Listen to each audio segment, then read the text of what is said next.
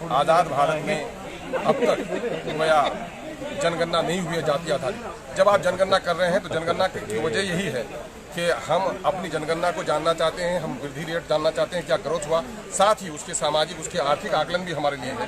तो जब हम पॉलिसी बनाएंगे और अलग अलग स्टेट में अलग अलग जो हम सब कास्ट को रिजर्वेशन भी दे रहे हैं, तो रिजर्वेशन का आधार क्या होगा। अगर 27% ओबीसी को रिजर्वेशन है तो ओबीसी में बहुत सारे कास्ट हैं, किनका क्या हिस्सा होगा, अलग कंपार्टमेंट भी उनका तय होना चाहिए।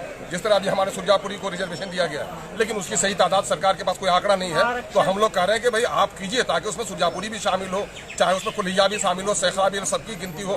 जिस तरह से ओबीसी का मामला यही है कि एससी और एसटी की गिनती कर रहे हैं, आप धर्म के आधार पर गिनती कर रहे हैं, कोई उन्माद नहीं हुआ, तो कास्ट और सब कास्ट की गिनती करने में क्या दिक्कत है। और आज के दिन में चूंकि आपको मोबाइल ऐप से करने का प्रोग्राम है, तो डिजिटल इंडिया में तो मैं समझता हूं कि सरकार पर कोई भार भी नहीं पड़ने जा रहा है।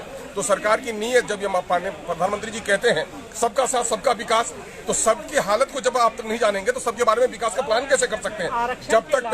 जब तक पैथोलॉजिकल रिपोर्ट अच्छी नहीं आएगी, डॉक्टर दवा नहीं लिख सकता है, जब तक सेंसस में जाति आधारित जनगणना नहीं होगी, तब तक तमाम तर पिछड़े लोगों के लिए प्लान नहीं बनाया जा सकता है। हमारा आरक्षण के अलावा क्या क्या फायदे हो सकते हैं भाई, सवाल ये पैदा होता है कि उसका एजुकेशन क्या लेवल है, उसकी आर्थिक स्थिति क्या है, उसकी सामाजिक स्थिति क्या है।